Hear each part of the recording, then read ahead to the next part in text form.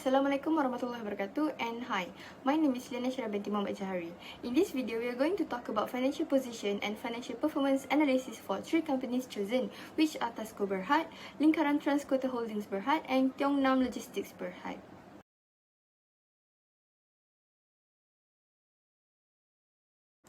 For starting, I will tell you about company's background.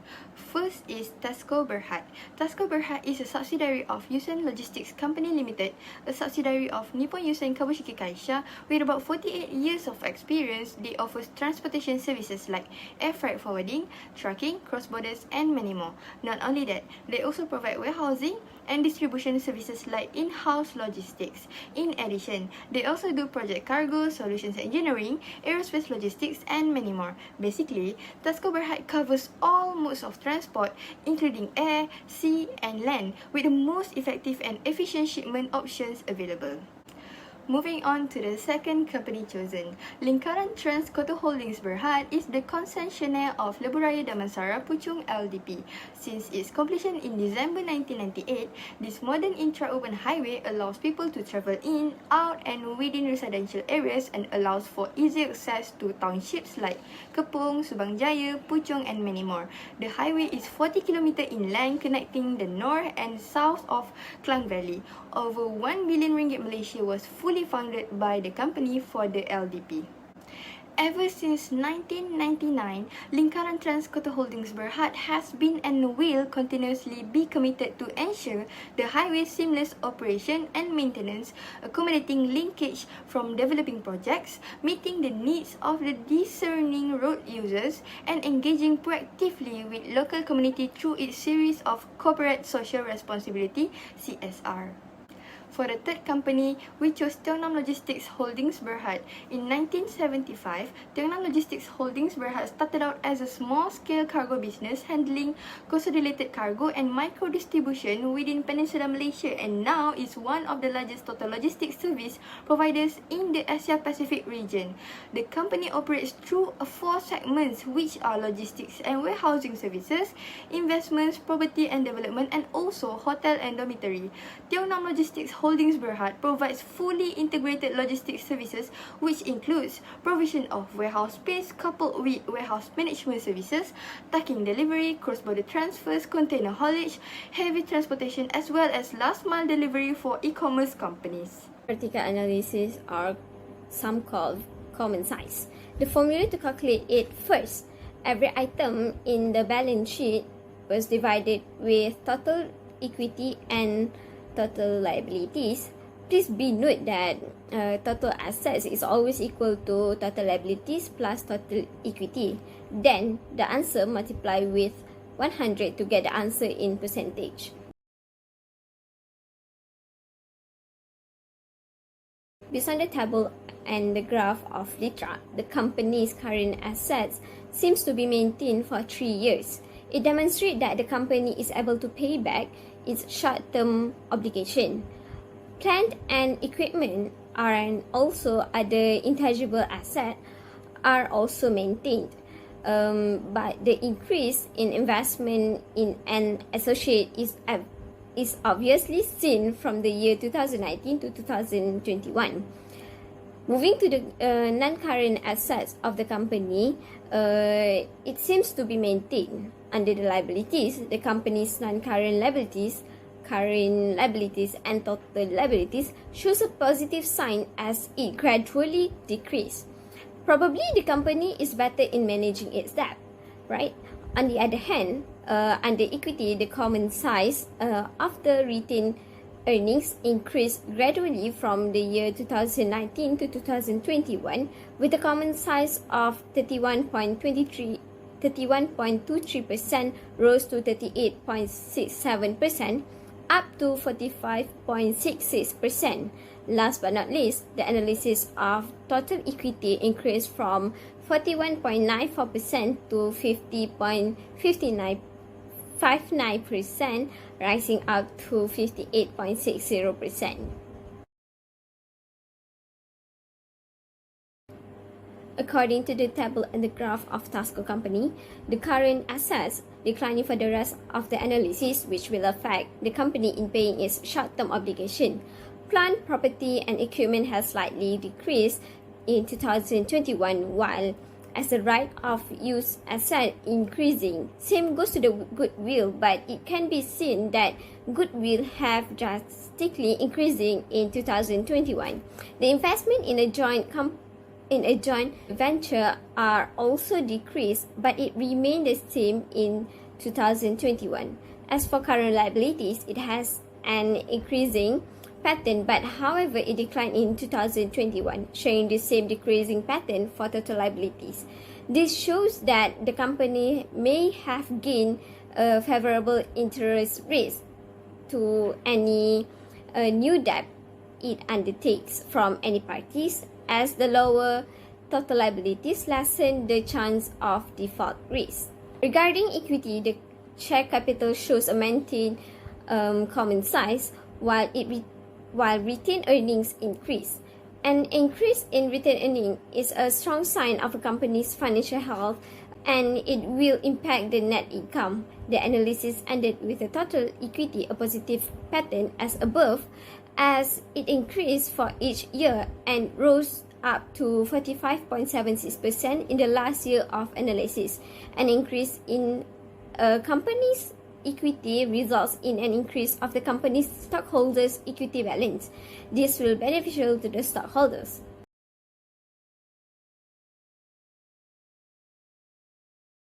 Moving on to the TNLOGIS table and graph. The declining common size of current assets have decreased, but certainly increasing to 23.32% in the next year. Following the declining pattern, property, plant, and equipment common size dropped to 50.52% in 2021, while the right of use asset has increased from 13.79% to 15.43% in 2021. Non-current assets have good common size, as they have a huge amount of the assets. Now that the current liabilities have a low common size, declining for each year indicates that the company has less debt. Unlike before, the non-current liabilities increase up to 41.28% in the next year. However, the total liabilities of the company shows increase from 2019-2020, and it decreased in 2021. As for the share capital, the company reduced the amount of its share capital that might be done by making payments to shareholders out of its capital equal to the amount of money paid by a shareholder to acquire the company's share. While as for equity attributed to the owners, a quite maintained amount since the company has expenses and losses. Last but not least, the total equity also maintained from 2019 to 2021, and the analysis with the total equity with 37.74%. Assalamualaikum, my name is Aisha Izzati, and today I will be presenting about the horizontal analysis. The first one is we're going to look at the company LITRAK. As you can see on the graphs and tables here, the company LITRAK only perform a slight change of increase and decrease for all the 5 items throughout the 5 years.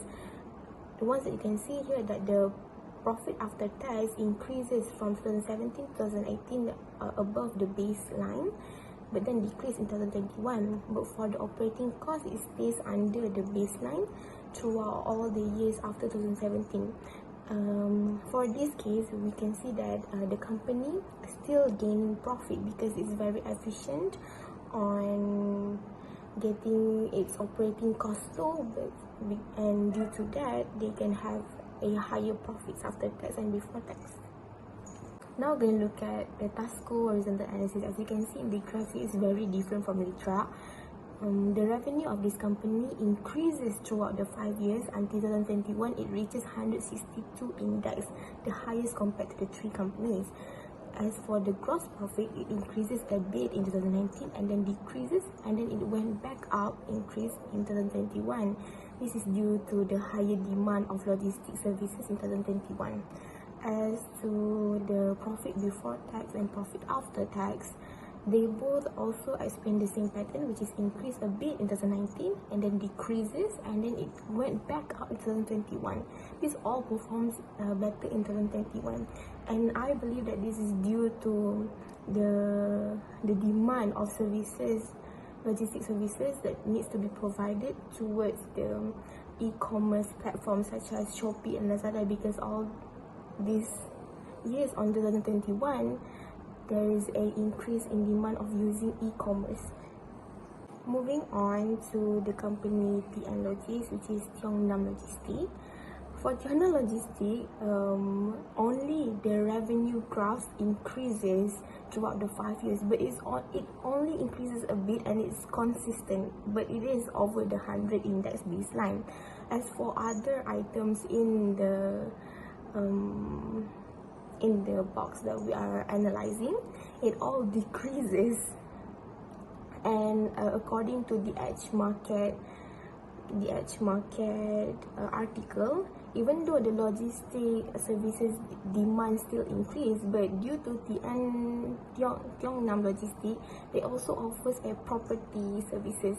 So due to this, the property demand throughout the 5 years decrease, and there has a harsh environment. So due to that, the property industry take down all the logistic demand, and due to that, all the other items decrease throughout the 5 years. So the conclusion for horizontal analysis, if we look at the revenues and the profits, it is obvious that TASCO performs very well towards that part. But if we are going to look at the constant of increase and not a lot of sudden downfall or sudden outfall, LITRAK is better. But TNLOGIS is in a condition where it's very unstable, as it doesn't have a lot of differences in increasing of all the items, especially the profit after tax and profit before tax. My name is Natasha, so I'm going to talk about the ratios of the three companies, which is LITRAK, TASCO Berhad, and also TNLOGIS. So, based on the table, we can see that earnings per share ratios for LITRAK have grown from 2019 to 2020, but unfortunately it was decreasing in 2021. A growth on EPS of LITRAK gives a good indication about the company's efficiency on its business prospect. For their market value per share ratio, it shows that in 2019 to 2020, it was decreasing from 4.21 to 3.71, while in 2021, LITRAK managed to boost up their market value per share to 3.88. Next, the market to book ratio for LITRAK in 2019 was in the right position, where they keep it below 3 and above 1, so that the stock price is trading at a premium to the company's book value. Even though in 2020 and 2021 it was decreasing, it is still overvalued as their market to book ratio is still above 1. So for price earning ratios, LITRAK has a good price earning ratio, which is between 20 to 25 average price earning ratio, as it indicates the investor preference of company share in respect to earnings and value. As we can see, LITRAK price to cash ratio has a lower ratio in those 3 years, and it means that the stock value is better. And lastly, dividend yield for LITRAK has slightly decreased in 2020 but increased in 2021, and it shows that it pays a substantial share of its profit in the form of dividends. Next, for TASCO. Based on the table above, we can see that earning per share ratios for TASCO Berhad have grown from 2019 to 2021, even though it dropped in 2020, but it managed to increase their EPS ratio. Next, it shows that TASCO Berhad is earning more profit to distribute to its shareholders. A growth on EPS of TASCO Berhad gives a good indication about the company's efficiency on its business prospects. For their market value per share ratio, it shows that in 2019 to 2020 was going down by increasing into 2021, and it was a good sign for the company. Next, the market to book ratio of TASCO Berhad in 2019 and 2021 was in the right position, where they keep it below 3 and above 1, so that the stock price is trading at a premium to the company's book value. For price earning ratio for TASCO Berhad, it has a good and increasing price earning ratio, which they have a high price earning ratio on those 3 years, as it indicates the investors' preference of company shares in respect to earnings available. As we can see, TASCO Berhad price to cash ratio has a lower ratio in 2019 and 2020, and it means that the stock value is better, while in 2021 it increased to 13.07. Lastly, dividend yield for TASCO Berhad has increased a lot in 2020 but decreased in 2021, and it shows that TASCO Berhad elects to pay a substantial share of its profit in the form of dividends. Lastly, for TNLOGIS, based on the table, we can see the earning per share ratios for TNLOGIS have grown from 2019 to 2021. It shows that TNLOGIS is earning more profit to distribute to its shareholders. The growth on EPS of TNLOGIS gives a good indication about the company's efficiency on its business prospects. Next, for their market value per share ratio, it shows that in 2019 to 2020 was going down but increasing into 2021, and it was a good sign for the company. Next, the market to book ratio of the TNLOGIS in those 3 years was undervalued, which is less than 1, and it implies that the company can be bought for less than the value of its asset. Next, for price earning ratio, the TNLOGIS has a very high price earning ratios, which too high price earning ratio on the other hand might be an issue, since it shows that the stock price is too high in comparison to the company's expected earning growth. As we can see, the TNLOGIS price to cash ratio has a lower ratio in those 3 years, and it means that the stock value is better. So lastly, dividend yield for the TNLOGIS was 0% because the directors of the company do not recommend the payment of any dividend in respect of the current financial year. Okay, lastly, for overall comparative analysis, LITRAK essentially dominated all ratios in which they were able to sustain their success despite a slight decline in 2020. We can see that although TASCO Berhad and the TNLOGIS earning per share ratios have grown significantly, they are still trailing LITRAK, whose earning per share was significantly higher. LITRAK also performed well in terms of market value per share, where their market value per share was significantly higher than those of TASCO Berhad and the TNLOGIS, indicating that investors think the company has strong future possibilities for growth, expansion, and enhance their profitability. Aside from the market value per share ratio, LITRAK has managed to keep their market to book ratio below 3 and above 1, indicating that the company's stock price is trading for less than the value of its asset. In comparison, TASCO Berhad and the TNLOGIS both failed to sustain their market to book ratios throughout those 3 years. As for the price earning ratios, we can see that 3 companies were declining, but LITRAK managed to recover and only have a minor decline in 2021. Next, the TNLOGIS was able to regulate their price to cash ratio year after year, as opposed to LITRAK and TASCO Berhad, who had higher ratio year after year. The TNLOGIS also should maintain their price to cash ratio, since the lower the ratio, the higher the stock's worth.